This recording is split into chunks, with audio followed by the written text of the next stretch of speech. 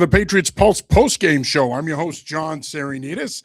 And as always, I'm joined by my partner, WEEI's John Lyons. And John, it's great to be back with you, man. After last week, we were in New York and you were on assignment, but you're back this week. And the John and John show is back and ready to break down the Patriots 38-10 win over the Miami Dolphins, a game that really, in the beginning, was a competitive game. I mean, it was only a 17-7 game at the half. Patriots pull away, though, in the second half to turn it into a blowout, and they advanced to the wild card round where they're going to take on the Los Angeles Chargers. We don't know what time that game is going to be yet. There has been speculation that it could potentially be Saturday night, but nonetheless, John, Patriots wrap up the regular season at 14-3 with an impressive blowout win over the Miami Dolphins. Yeah, for sure, John. 14 wins, a pretty amazing turnaround in itself. We talked about this a couple weeks ago after the Ravens game, and at that point they had 12 wins and we were excited. Now they're at 14. Pretty amazing turnaround. As far as today's game itself goes, look, I think overall 38-10, very dominant game. I thought it was a lackluster second quarter, if you will. And the first and third quarters, they were dominant and they kind of coasted in the fourth. I think another really important piece of this too as we look forward to the playoffs. I thought this was Ramondre Stevenson's best game as a member of the Patriots. He had 131 rushing yards, 50 including a 56-yard run. He also had 22 receiving yards. He had 3 total touchdowns. The 3 total touchdowns is a career high for him. So I thought it was his best game. You and I talked about this a couple of weeks ago, that this is the best he's looked late in the season since his rookie year in 2021. So the 14 wins and how good Stevenson looked was really the headliners to me today, with also, some things to work on in there. They had the blocked field goal, a couple bad defensive drives in the first half as well. Kevin Stone is slated to join us as well. He's wrapping up the game story for the piece, and as soon as he does that, he'll jump on with us. And just as a reminder, we know you have plenty of great post-game options out there. Give us a watch, though. You'll like what you see, and you're always welcome to join the conversation as well. We are coming to you live on Facebook, X, Twitch, and our YouTube page. Old Man Willem checks in, friend of the show. Happy New Year, going strong into the playoffs. Old Man Willem, thanks for checking in, brother. Appreciate it. Always great to hear from you. Yeah, they are going strong into the playoffs, but I think, John, you bring up a great point in that in some ways, especially in the first half, this was a roller coaster performance. They get off to the 14-0 lead. It looks like this is going to be a runaway. You're thinking to yourself, are they going to hit 45, 52 points in this game? Clearly, Miami's just looking to play out the string and call it a season. Miami scores to make it 14-7. Patriots get the late 59-yard field goal from Andy Borregales right before the half to make it 17-7. But as you said, the running game, which was dominant, you mentioned Ramondre Stevenson, it takes over in the third quarter. That proves to be the difference. Stevenson, 7 carries, 131 yards, 2 rushing touchdowns. He also had a 15-yard touchdown catch. Look, at the beginning of the year, John, there were a lot of people that were ready to run this guy out of town because of a couple fumbles. I remember a lot of people saying, that's it, I'm done with him, cut him, it's over, I don't ever want to see him again. I remember he fumbles on the Sunday night game against Buffalo. People were calling for his demise. But ultimately, the Patriots stuck with him. Yes, he had a couple of injuries at the middle portion of the season, but he is one of their best offensive players. And boy, are they glad that they didn't cut him and move on, because that would have been a foolish move, in my opinion, and it would have been a knee-jerk reaction to him fumbling the ball. Vrabel sticks with him, and he is really paying dividends. You can make the case he's been their best offensive player here down the stretch. Yeah, and it's interesting because that Sunday night Or against at least Baltimore, their best skill guy, I should say. Well, that Sunday night against Baltimore, the yardage totals weren't really there, but when you watched him play, you were like, whoa, this guy looks really good. And then you saw last week against the Jets, he looked really good in that game. The touchdown catch, look, they got him matched up on a defensive end, so it was an advantage, but he still ran a great route, scored. Then again, today was probably his best game in his career. And then you look at where this offense is, they're going to need him if they're going to go deep in the playoffs. Because even today, I thought the offensive line, John, arguably had its best game of the season.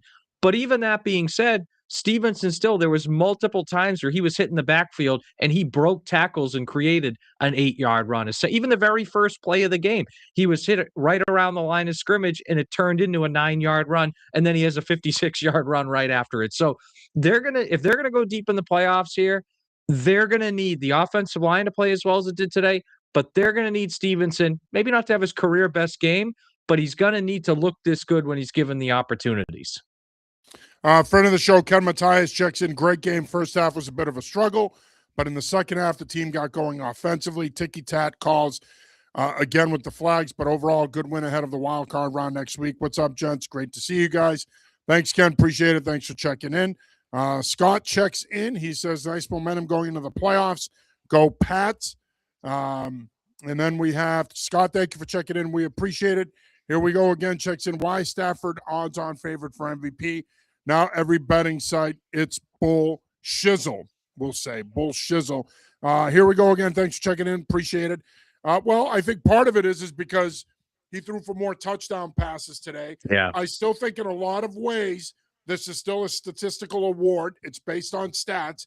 And I still think, as much as we all think around here, John, that it should be Drake May, I don't trust the voters. I don't trust the national media. They will push the narrative that it should be Stafford. And I still think there's a part of me that thinks this ends up being a lifetime achievement award for Stafford, and he wins it over May. And also, too, and I talked about this earlier in the week on EEI, like, what's the line of demarcation in Stafford's numbers? Like, to me, like, once you get to 45 touchdown passes, like, that's 45 touchdown passes. Again, I think May should be the MVP, but Stafford's had a tremendous season. And I don't know. I can't think of an example of a guy throwing 45 touchdowns and not winning the MVP. Like, again, and I know you can tell me a lot of them were inside the 5-yard line. I'm not disputing that.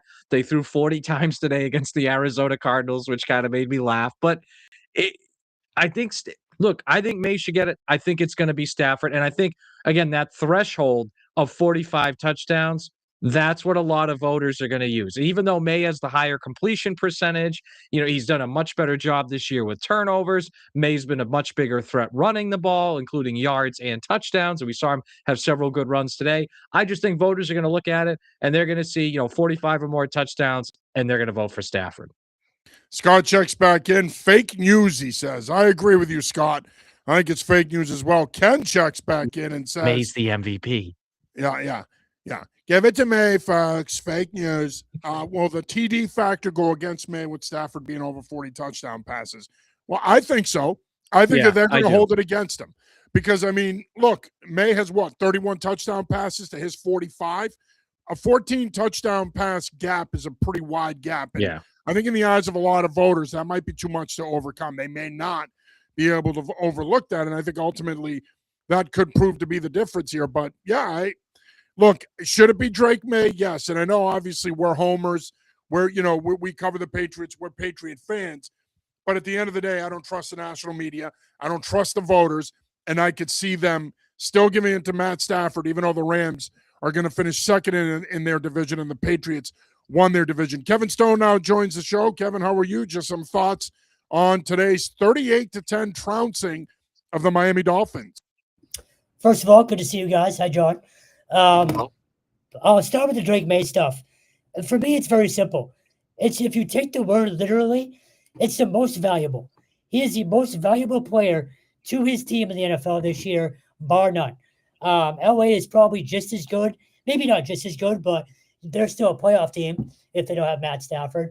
The Patriots are what, 3 or 4 win team, maybe without Drake May. So I think that's a no-brainer right there. As far as today, you don't like to see that first half, but you like to see how they finished. It was a dominant second half, and look, I go back to the Raiders and the Steelers losses now because they look worse, or they hurt you more than maybe we thought they might at the beginning of the year. But if you told any of us, excuse me, this team would be 14-3 and do that to the Dolphins, any of us would have taken it in September, October. So I'm okay with how today played out. It wasn't pretty at times, but Ramondre Stevenson had 131 yards and we had 7 carries.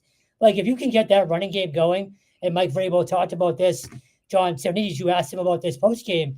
If you can do that in the playoffs and play tight defense, you're going to be in every game. So aside from the first half, I'm okay with how today played out. And Drake May is the MVP. There's no question in my mind. Ken Matthias checks in. Who has a big say with voting for MVPs? many media outlets, and I know Brady has a vote too. I mean, I'm not 100% sure on who votes on the thing, but again, I think something tells me that it's going to be Matthew Stafford. And Kevin brings up a good point. Most valuable player. And I know a lot of people will say, well, how many top 10 defenses did May have to face this year? And what about his schedule? And, Matthew Stafford had to go up against the Seahawks twice this year. I know Alex Smith was making a lot of these points this morning on ESPN's pregame show as he was telling people that he thinks it should be Matt Stafford that's the MVP. But I think Kevin brings up to me the ultimate talking point, which is if you take Drake May off the Patriots, what are they record-wise? Do I think they're better than 3 or 4 wins? Probably, but I still don't think they're better than 6-11, 6-11, 7-10. I almost said 6-7. They're not. They would have been an average team without him, but you're not right. Totally wrong. You're not wrong. Right. Now, but conversely, what are the Rams with Jimmy Garoppolo instead of Matt Stafford? I think they're a 9-8 team and a probable 7 seed in the NFC, at least in my opinion. So I think the Patriots without May probably would have won 8, maybe 9 games. They would have lost Sunday night in Buffalo. They would have lost Sunday night in Baltimore because those are 2 comeback drives from. They probably would have lost in Tampa Bay. They might even messed around and lost that New Orleans game, which we forget was a lot closer than people remember. And there was a couple great early May deep touchdown throws that created the gap in that game. So again, that's what you're at 10, maybe 9 wins there. Maybe they screw around and lose it. Maybe they don't win that Miami game in week 2, right? And then they start the year 0-2, and who knows from there. So I think they'd be at maybe about 8 wins without May. And then you look at the Rams. I think a huge part of this, and Kevin, you kind of alluded to this with what you take May off the team. Look at what's around Stafford, right? Puka Nacua is a top 5 receiver in the NFL. Devontae Adams missed the last 4 weeks, still leads the NFL in touchdown catches. Kyron Williams is a really good player. That's a top 5 offensive line in the NFL. And from a coaching perspective, you guys know I'm a huge Vrabel and McDaniels supporter, but I'd actually give Stafford the edge there because he's been working with McVay since 2021 and they won a Super Bowl together, whereas May had to adapt to a new system and a new head coach this year. I mean, this was a Rams team. They almost beat the Eagles in the divisional round of the playoffs last year. That was the toughest playoff game Philly had. And I know Stafford had the injury in August, and that he deserves credit for that. But I just think if you look at the supporting cast and you look at it both ways, Stafford has a lot more to work with than May does. That no disrespect to how well some of these Patriots players have played, but let's be honest, Puka Nacua is better than anyone on the Patriots offense. And you know what I mean? And that offensive line is better than the Patriots, and you can kind of go from there.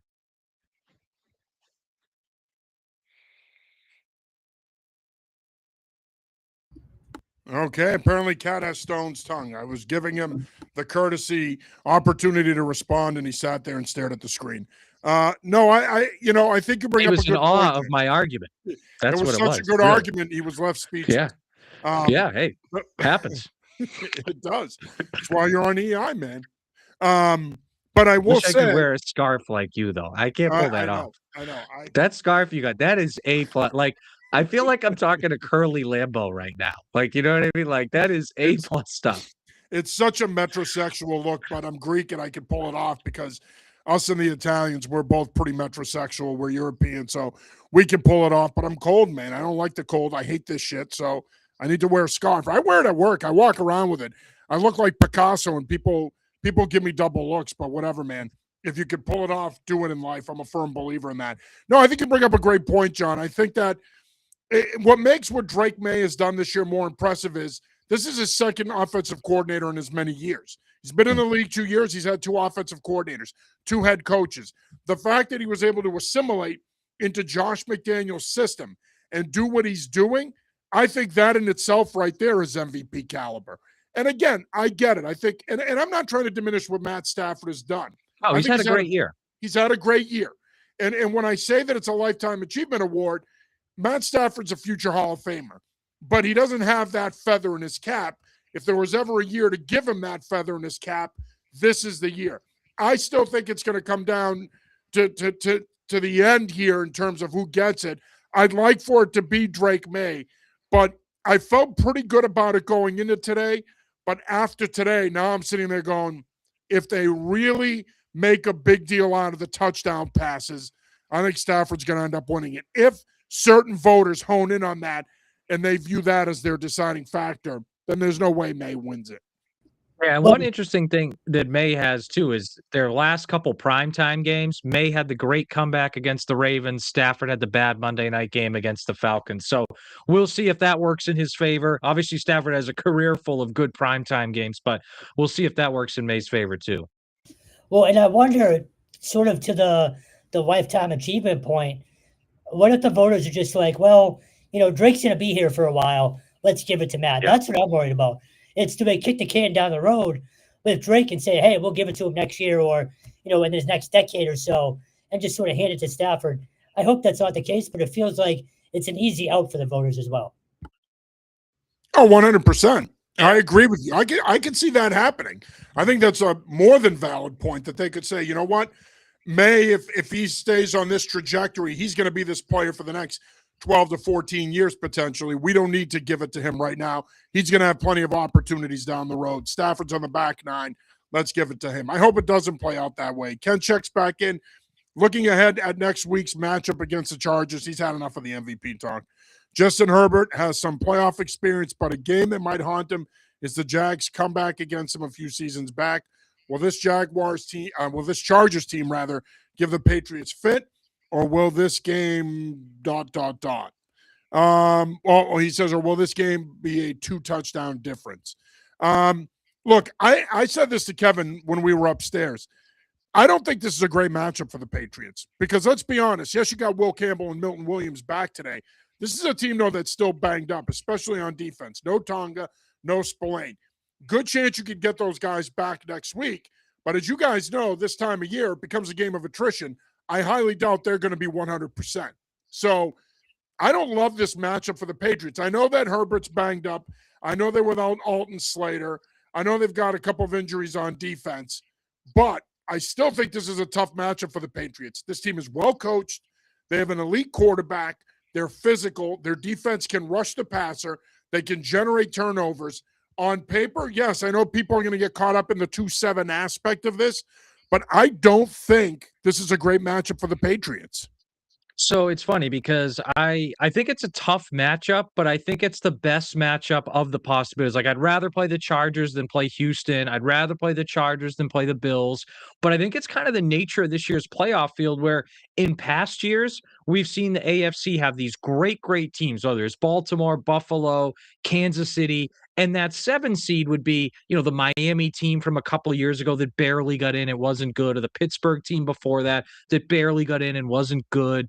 Now you don't have that truly elite team or two in the AFC, but it's a lot more balanced where now all the wild card teams are good too. So I take the Chargers of that group. And John, you kind of hit the nail on the head where you have a not fully healthy Justin Herbert. And this is also a Chargers team that coming into the season had, in my opinion, by far the best offensive tackle duo in the NFL with Slater and Alt. And obviously both of them won't be there. So I think considering the Patriots don't have a good pass rush, that helps them there. But this is going to be a difficult game. A winnable game from the Patriots. I'll end up picking them in this game, but it's not going to be kind of what's been the past 4 or 5 years with that 2-7 game where the 7 seed really just kind of got in. It wasn't that good. That's not the case with these with this Chargers team. It's a solid team that has a good defense that's going to make the game a fight for the Patriots. Yeah, John Lyons, I'm with you. And I said this to John Serenides upstairs when he brought up the fact that it's a hard matchup.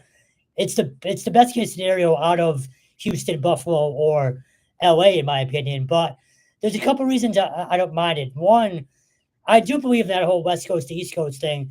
Now, obviously, if it's a late game, kind of takes that away a little bit. But say you happen to get 4 or 1 on that Sunday, then it comes into play a little bit. So I do like that factor. I do like the idea of a dome team coming up here and probably freezing their asses off. Might be some rain next week early on in the forecast. You never know. So I like the idea of them playing outside as well. And again, they're banged up. Like Bud Dupree got hurt today. I watched the majority of that game while in the press box, and they did not play well. If they had a quarterback playing in that game today, Denver has a much more difficult time winning that game. So, yeah, it's going to be difficult. It's the playoffs. Every game's going to be difficult. But given the other options, I love this option for the Patriots. Ken checks back in. Will the times and dates be announced tonight after the Sunday night matchup? Yes, I believe so. I think They'll they're going to come announce out the during game. the game, actually. So Are keep your they? eyes out. Yeah, keep your eyes out. Yeah. I mean, again, I think any opponent will be tough this time of year. I'm not as afraid of Houston as most people are. I mean, I think you saw it today. I know they didn't play their starters the entire game. I think a lot of people are hung up on that defense and how good they are, but you saw the Colts, especially in the first half today, they were able to move the ball on them and score. So I wasn't that afraid of Houston. I wouldn't have minded Houston coming in here. Obviously, they end up the 5 seed, so that's not going to happen. But all that being said, I mean, again, the beauty of the NFL playoffs is it's single game elimination. And it is a lot of times matchups do matter more so than any other sport. And the single game elimination aspect of it is why they're my favorite. This is my favorite playoffs of any of the pro sports, because you're not playing 7 games here to figure out who's going to win a series. You're playing one. And any of these games, any of these matchups could be tough because all it takes is that team comes in with a good plan. They're healthy enough. Their players execute it. They can win. This is a hard team to figure out, despite the fact that they finished 14-3. This Patriots team, for me, gentlemen, is a hard team to figure out in the playoffs. And where do they fit in? Now, full disclosure, I'm 50 going on 51. I don't ever remember a playoff in my lifetime in the NFL that was this unpredictable. Usually there's 1 or 2 teams, whether it be league-wide or in each respective conference, that you can point to and say, oh, yeah, they're the team to beat. They're the favorite. That's not the case. You can't point to a single team in either conference and say they're the definitive favorite. Your 2 1 seeds could very easily lose in the divisional round here. So with all that being said, what are your expectations for this Patriots team in the playoffs? What are your playoff expectations? I'm not necessarily asking for a prediction here, but what is your expectation? Is it Super Bowl or bust? Is it you win a round, and if you lose in the division round, you're okay with it? Is it you win a couple rounds and you're okay with it? Where do you stand on what you want to see out of them in the playoffs? John, the honest and realistic answer to me is that even if they lose in wild card weekend, I'm going to look at this as a really successful season where they took a massive step forward. I mean, it's a team that won 4 games in back-to-back seasons heading into this one and has a first year, at least for them, head coach. Now, what I want to see and what I think they can do is I think this is a team that can get to the AFC Championship game. Now, you notice I said they can get there. I'm not saying that they're the favorite to get there because I think they're a little bit matchup dependent. And I've been saying this for a while, John and Kevin, you guys have probably heard me say this before. They remind me so much of that 2010, 2011 Patriots run where those were good teams that had great quarterback play, great coaching, and some really great young pieces. But those young pieces had some moments, like I think of that 2010 divisional round game against the Jets where Patrick Chung messes up a fake punt call, leads to a Jets touchdown. Jets go up 14-3, and Patriots can never quite catch up to them there. And that young defense can't hold the Jets late in that game. You know, I think of even that 2011 Super Bowl against the Giants, where the Patriots, for the most part, played well enough to win, but they didn't have a fully healthy Gronkowski, and that hampered their offense just enough. In that, like, that's why, again, to me, I mentioned before, like, I don't want to play that Houston team wild card weekend, and I'm glad they're not, because to me, that's a team that could have come here and won 17-10 or 24-17, and Nico Collins makes a big play or two. But I think, again, their quarterback's playing MVP level. Stevenson's looked the best he's looked late in the season since his rookie year. I thought Milton Williams today, after about the first 3 or 4 plays, seemed to kind of get going. He's a really good player. You'll get Spillane back. Gonzalez is an all-pro. So they have all the makings of a team that can get to the AFC Championship game. I do think they're a little bit matchup dependent, and they got to get a little bit better against the run. It's just, and we'll see how things work out, because if that 3 seed is Jacksonville coming to you divisional round weekend, like that, to me, that's a winnable game, but it's also a Jacksonville team that just went to Denver and won by 2 touchdowns. And that's a really good team. So I know I'm going on a little bit here, guys, but I think, again, they can get to the AFC Championship game, but I'm not saying like they're a definitive favorite to get there like they've been, we're used to in years past. So you guys both know I've been saying they're a Super Bowl contender for, I don't know, 2 months now. And I was a little bit bullish and probably overly, but I think worst case scenario is losing next weekend. I think given where you are and what the season has turned into, first round exit can't happen at home. I don't think. I don't care who it was, no matter who came in here, you can't lose that first game. I think they can get to the AFC Championship. Frankly, I think they can get to the Super Bowl. Look, if Denver loses, and I do think they're going to lose their division round game, especially after watching today, I don't believe in that team. Then you should be expecting to, again, you're hosting the AFC Championship. If you get that far, you should be expecting to go to the Super Bowl. There's no clear cut favorite in the AFC this year, which means you are right there. So again, I think worst case scenario is losing next week. Expectation should be at least winning a round, get to the division round, see where you're at.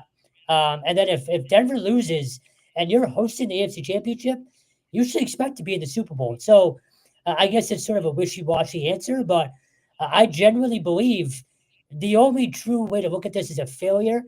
And it's not even a failure because no one thought they'd be here. But a disappointment is if you lose next week. That's it. Otherwise, you get to a division round, it's a great season no matter what. Ken Matthias checks in again. He says, looking ahead, in the three of you guys' opinion, is the Patriots the best team in the conference over the Broncos? I don't know what happened to Matthias and his grammar there, but I know what you're trying to say. Are they the best team in the conference over the Broncos? I don't know. That Denver defense is pretty. That Denver defense is good. And that offensive line in Denver, and I know people don't care enough about offensive line play until the offensive line stinks like it did here last year. But that offensive line is great. And way too many people, John and Kevin, are sleeping on how good Jacksonville really is. I know people look at them like roll their eyes and, oh, it's the Jags. They always suck. That is a really, really good team. And Liam Cohen, very well coached. Liam Cohen might win, and he'd be my pick for coach of the year. Trevor Lawrence is finally looking like that guy that got drafted first overall. That Jacoby Myers trade has been a home run for them. And if Brian Thomas starts catching the ball consistently, like that's a huge part of their offense. That defense is good too. Again, they just went to Denver and won by 2 touchdowns. They're not afraid to go any. Way too many people are sleeping on how good that Jaguars team is too. I agree with you wholeheartedly. And I don't say this because I know Liam Cohen and I like him. I say it because I know he's a good coach, and the proof is in the pudding. He's done an unbelievable job there. But that Denver win by 2 touchdowns, in my opinion, it not only it got my attention, I think it got a lot of people's attention, but in my opinion, it proved, to your point, John, that this is a team that's talented enough and good enough to go anywhere and play with anybody and win a game. And so, again, while this field is wide open, and some people will point to Buffalo and say, well, they have Josh Allen, they're the favorite. If Baltimore wins tonight and they were up 7-0 at last check, some people will point to them and say, well, they're dangerous. They could potentially be a favorite. It's that wide open that just because you're a 1 or a 2 seed doesn't mean you're guaranteed anything. At best, the Patriots, even if they win next week, Patriots get to host another playoff game. And if, let's say, Denver were to lose in the divisional round, then they could potentially be hosting an AFC title game. But by the time you get to that point in the playoffs, you're probably playing a team that's good enough to come in here and beat you. And I think the matchup piece is a big part of it. I don't think enough people are talking about that. I think it depends on who the Patriots match up against. If let's say they win next week, and let's say Jacksonville wins next week. Well, now you have Jacksonville here in the divisional round. We're going to have an entire week to break that one down and discuss the matchup. I'm not sure that's a great matchup for this team because you got a running quarterback in Lawrence. You got a running quarterback in Lawrence. You got a really good skill group. You got a really good front seven that can rush the passer, get after it. They might have the best defensive line in the AFC. And then on top of that, let's say Buffalo goes down there and beats them. Well, potentially now you could potentially be playing Buffalo. So, I mean, again, it all depends. Although Buffalo could also go out to Denver, I suppose. But it all, to your point, John, and I think it's a very good point, it depends on the matchup. Just one other point, like even Baltimore, who's maybe been the most frustrating team all year, you get into a playoff game, like it's Lamar Jackson and Derrick Henry and Roquan Smith and Kyle Hamilton. Like that's not, I mean, look, I don't want to take anything away from what the Patriots did in that Sunday night game. If Baltimore doesn't sit Derrick Henry the final 12 minutes, they very well could have won that game. Like that's just to add to your point about how wide open it really is. The only thing I'll say about Jacksonville, and you guys can tell me if I'm an idiot or not, is the warm weather team coming up here. Any factor? Or does that Denver game sort of shut that down? Yeah, it's Uh, a good question, I mean, it's a reasonable point. I would say the Denver game, though, makes me less worried about it with them than, like, it Miami was today or 61 degrees that day, though. So That's true. Yeah, that's true. So I guess you know what, Kevin? It's a fair like on the reverse side, I didn't want the Patriots to lose today and get the 3 seed because I didn't want them to go down their divisional weekend. So I guess it goes, both ways. I wouldn't worry about them in the weather. They run the football pretty good. Remember now in 2018, in the 2018 Super Bowl season, but the 2017 AFC Championship game, let's not forget, they came up here and hung with the Patriots and led that game for a half. So, I think the Miami Dolphins wither in these conditions. I'm not sure this Jacksonville team will wither in these conditions. I don't think it's going to be a factor. And certainly if you're Mike Vrabel and your coaching staff, that's not a factor in your preparation at all. I mean, at the end of the day, I'm not sure the weather's going to be that much of an advantage. And we've seen it throughout the league in recent years. The teams that have so-called weather advantages, Buffalo, Green Bay, they haven't won at home in the playoffs. So I'm not sure the weather is really much of an advantage. I think it depends on the team and who's coming here. But if it's a team that's well coached, that can acclimate to the weather, and I believe the Jaguars would be able to acclimate to the weather. Remember, they're in northern Florida too. It is a little cooler than Tampa Bay and Miami. I don't think the weather would be a factor. I think that's a good football team that's well coached and another team that could potentially give these Patriots some fits. Yeah. I mean, I think it's a fair question, but I lean towards agreeing with John that I just think they're good enough. And again, John talked about that defensive front. Like Jonathan Hines Allen has 8 sacks and 12 tackles for loss. Like that's going to travel from Florida. You know what I mean? Like Armstead on the D line, like that's going to travel from. So it's a fair question, Kevin. It's something to monitor if they get to that point. I think that's much more of a factor for the Chargers than it would be for the Jags. But even the Chargers run the ball well, and that's Harbaugh. So I don't want to put too much into that for this weekend's game either. No, that's fair. It's just, again, you always hear about it and think about it this time of year. But you guys are right. It's just from afar, it feels like a much different Jacksonville team for sure. As far as the playoffs go, for me, to go back to that conversation for a sec, I think they're playing for house money just being in the playoffs. There were a lot of people talking in the media room after the game that a couple of them predicted that they would win 13 games and they were taking their victory lap and everything else. But the reality is, I'm not that surprised that they won 14 games with that schedule. I mean, that schedule ultimately proved to be as bad as we thought it could be at the beginning of the year. And they took advantage of it. And listen, I don't think it's the entire reason why they won 14 games and they are where they are. Obviously, Mike Vrabel's a hell of a coach. He did a hell of a job. Drake May took another step in his development. Josh McDaniels played a big part in it. Let's not forget they were without Terrell Williams all season long, their defensive coordinator. Zach Kerr, tremendous job stepping in. He's got a future in this league, not only as a coordinator, but a potential head coach down the road. But they did take advantage of their schedule. Anything they do beyond this is house money to me. And I know people are going to look at me and say, what the hell are you talking about? It should be Super Bowl or bust. No, it shouldn't, because that wasn't the expectation at the beginning of the year. So if anybody all of a sudden now says, oh, it's Super Bowl or bust, that's great. You're entitled to believe what you want. But at the beginning of the year, most of us were saying that at best this was a 10-7, 11-6 team that could get in and maybe win around. And that's what I still think they are. Now, if they end up in the AFC Championship game and somehow it ends up being played here, awesome. Now they have a legitimate shot to go out west and potentially win a 7th Lombardi. But the bottom line for me is, regardless of what happens the rest of the way, there is no way on earth I consider this season a failure. No chance. Because in my opinion, at the end of the day, given where this franchise was the last 2 years, I really don't see how you could say a 14-4 season whenever that happens, or a 15-4, 16-4, let's say. I don't see how you could consider that a failure. I think it's a resounding success in my opinion. I think if you look at that as a failure, you're either spoiled or you don't understand how hard it is to actually win in the NFL. So that to me, and look, if they come out against the Chargers and they lay an egg and they look awful, then yeah, that's bad. And I'm not going to like that. But if you zoom out and you're like, hey, this is a team that won 8 games total in 2 years, fired 2 coaches, And now they won 14, and they've identified the true franchise quarterback and franchise head coach for the next 10 to 15 years. That in itself is a major step forward. And they have 11 draft picks and a bunch of money to spend. So they should be able to build on this and keep going. And the guy that they drafted 4th overall to play left tackle, who people were worried about how long his T-Rex arms were, was actually pretty good all year, right? Like, that's an important thing. And the guy that they didn't trade down and stuck at 38 and picked the running back, Travion Henderson, might be their most dynamic offensive player. And they obviously going to add to their offense, but there's a lot to like here. And there's a lot of great things and great steps forward too. Like, even guys that we look at as veterans, Christian Gonzalez, Demario Douglas, Kayshon Boutte, Marcus Jones. This is the first winning team any of those guys have been on.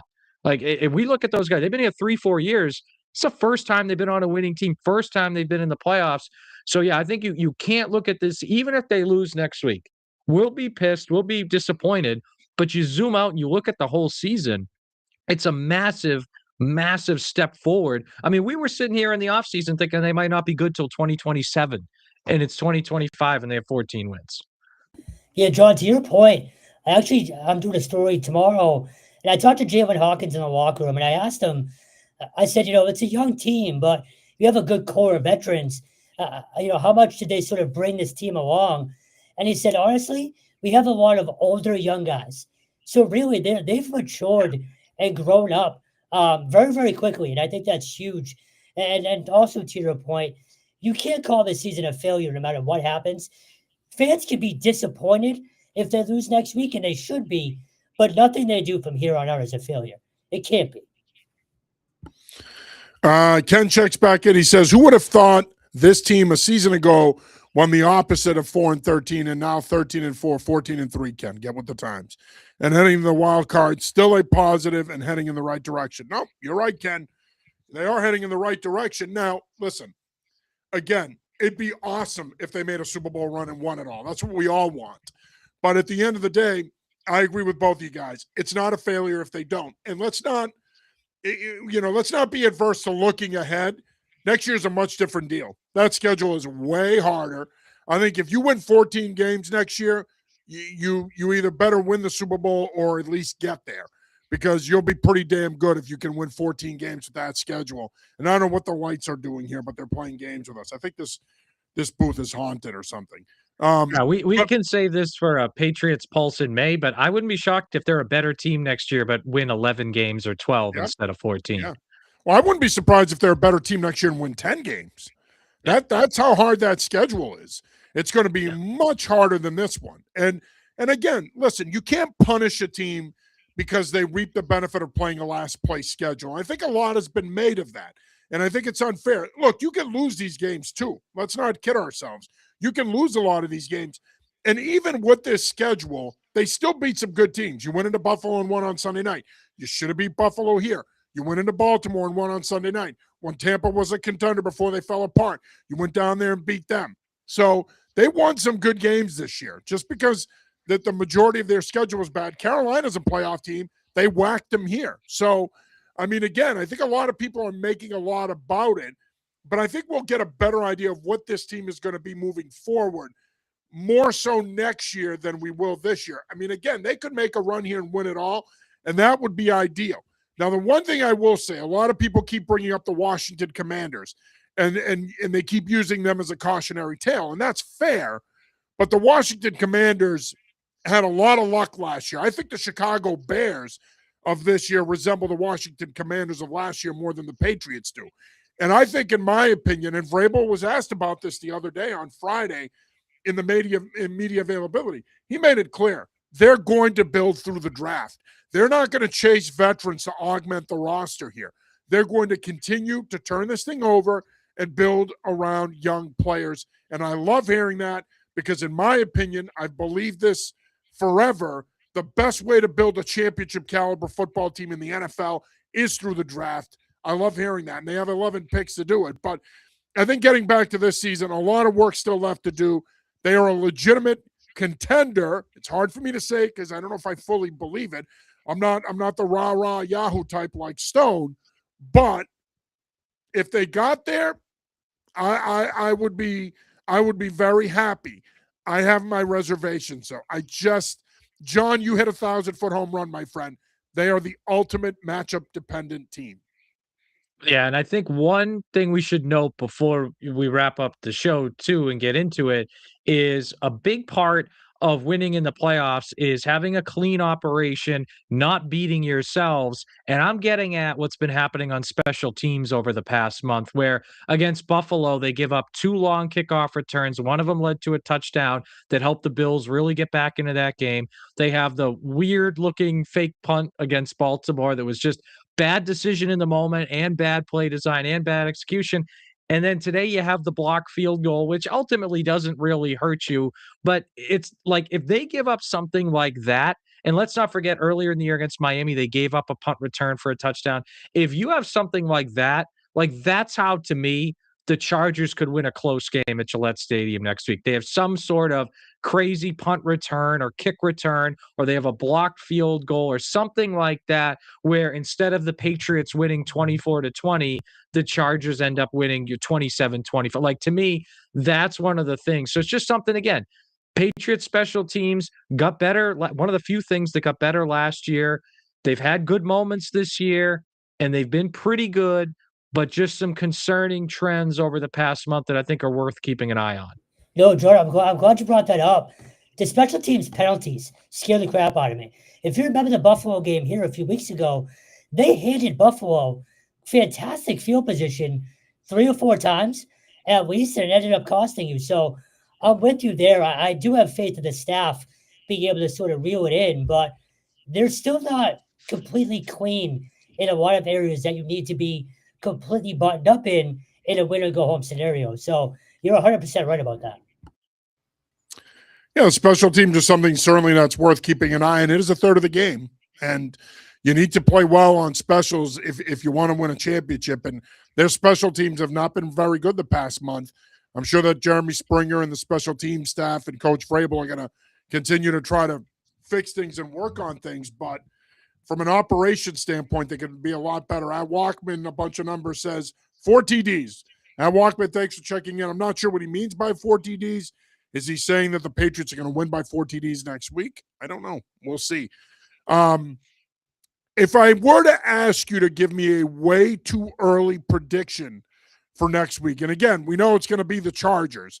That much we know. By the way, Baltimore's up 10-3 late in the second quarter against Pittsburgh. So there you go. But if I'm asking you for way too early predictions, how do you see next week playing out against the Chargers? I think they beat the Chargers. I think it's like a 10-point game. Like, I think it's a lot closer than I think people I think, because I think they're going to look at it with Herbert with the broken hand, no Alt, no Slater, West Coast to East Coast, but that's a really good defense. That's a really good head coach. Like Trey Harris, I really, really liked him in the draft last year. Omari and Hampton, that's a dynamic young player. Like, I think the Patriots win somewhere in like the 27-17 or 28-20 type realm. Yeah, I was going to say 2017, 24-14, something like that. I am a little worried about the slow starts on defense because Miami moved the ball up and down the field early today. Yeah, good with point. very little resistance. So that's still concerning, but I ultimately think, the weather, if it rains or even if it doesn't, if it's just cold, they're banged up. I do think the Patriots win, but it's not going to be easy. I think it's going to be a grind. And, like you said, 24 to 10-ish, 17-ish, something like that. Yeah, I agree with both of you. I think they probably win by 10 to 14 points, but I think the game itself will play out much closer than that. If hypothetically they do win, who would you prefer to see in the divisional round? That's an awesome question. I would say probably the winner. I don't know, because I mean, I guess whoever the 4 seed is, like if it's Pittsburgh, definitely Pittsburgh. I don't think they're that good. I'd take Baltimore, I guess, over Jacksonville or Houston, because Buffalo, like if Buffalo wins, they're going to Denver. So, yeah, it's you can see though, I'm not like super convinced of it. Yeah, it's Pittsburgh for me, 100%. Give me that team again. The only reason they came in here and won is you turned the ball over 5 times, twice at the goal line. Like, give me Pittsburgh all day. Yeah, well, I don't think Pittsburgh's going to win tonight, so I don't think it's going to matter. Yeah. I mean, that is best case scenario. I agree with that, but I I don't see Baltimore losing this game tonight. It'd be ideal. It'd be optimum. But I will say this. If Baltimore wins tonight, I'm not sure I want to see Baltimore in the division No, round. I agree. I still Look have out for them, man.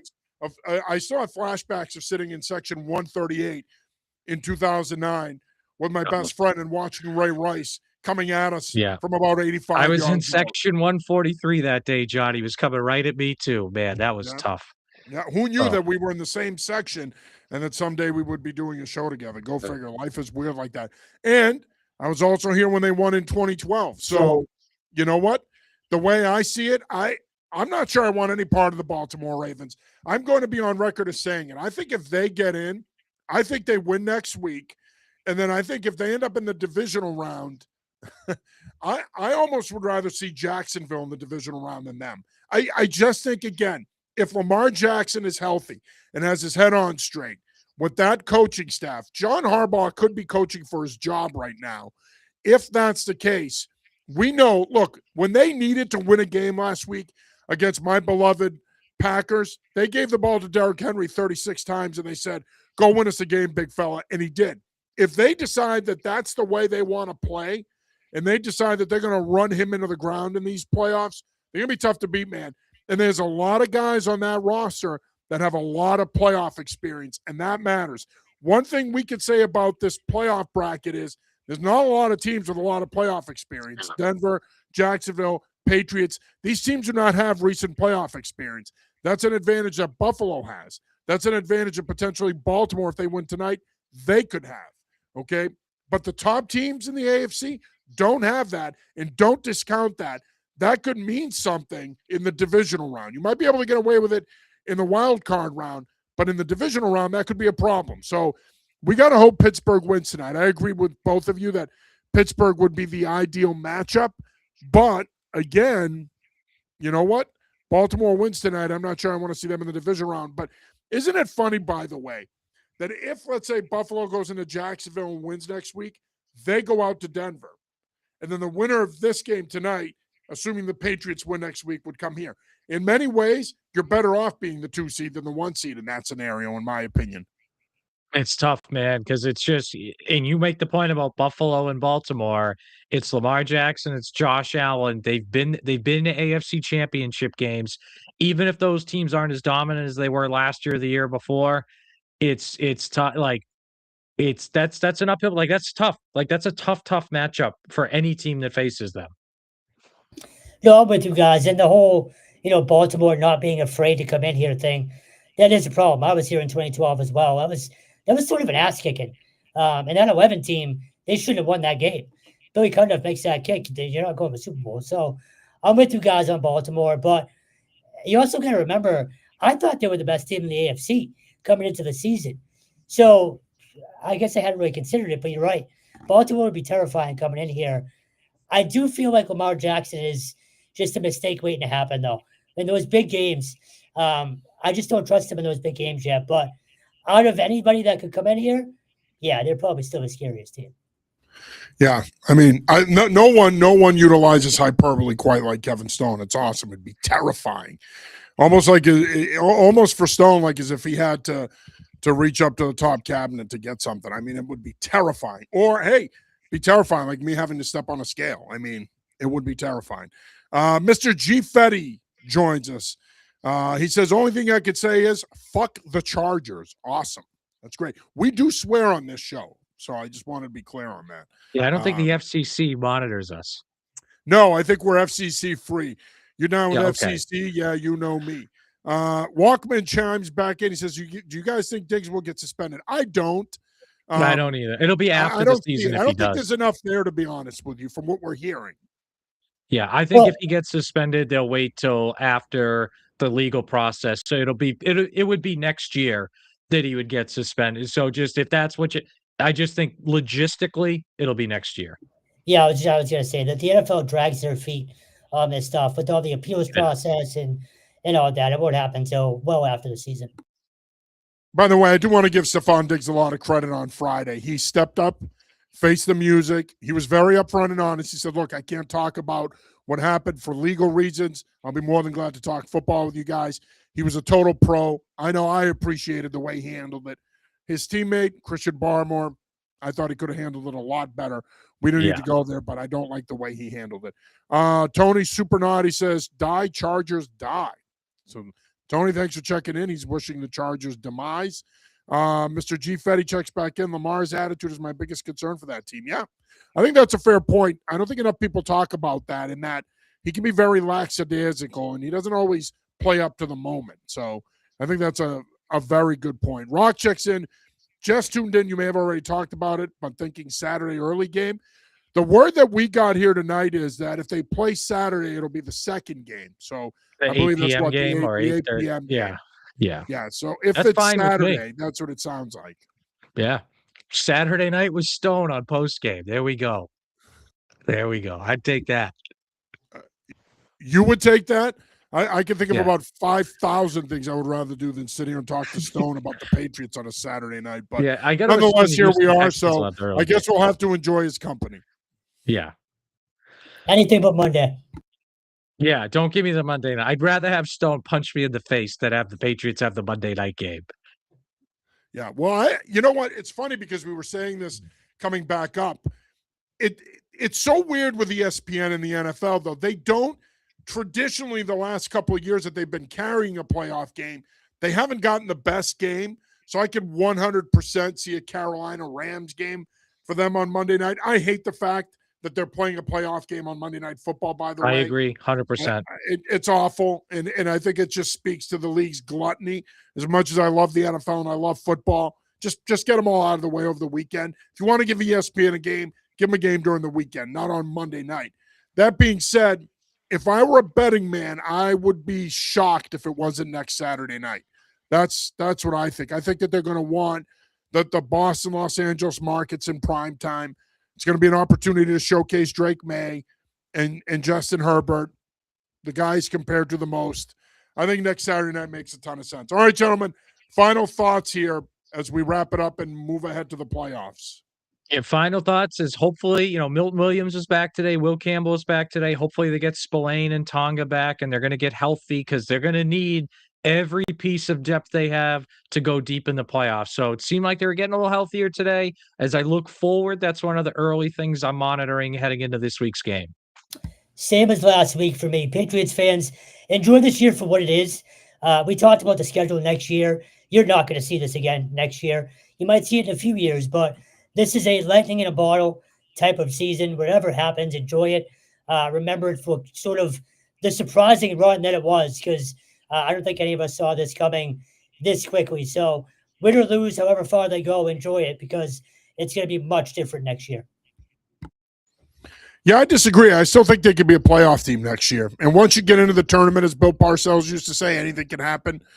And I still think even with that schedule next year, if they stay healthy and Drake May takes the next step, they're a playoff team. That they will have established. If they can make the playoffs with that schedule next year, then they've established themselves as an AFC contender. But let's not get ahead of ourselves. We got the playoffs to look forward to, plenty to look forward to. And hey, you know what? Given how wide open this is right now, they could very easily get to Santa Clara.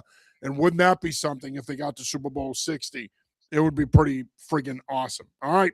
Well, that'll do it for this week's episode of the Patriots Pulse postgame show. Again, the Patriots defeating the Miami Dolphins in the regular season finale, 38-10. They will be hosting the Los Angeles Chargers in the wild card round here at Gillette Stadium next weekend. Again, time to be determined when we find out. Us and everybody else will tell you and you'll know.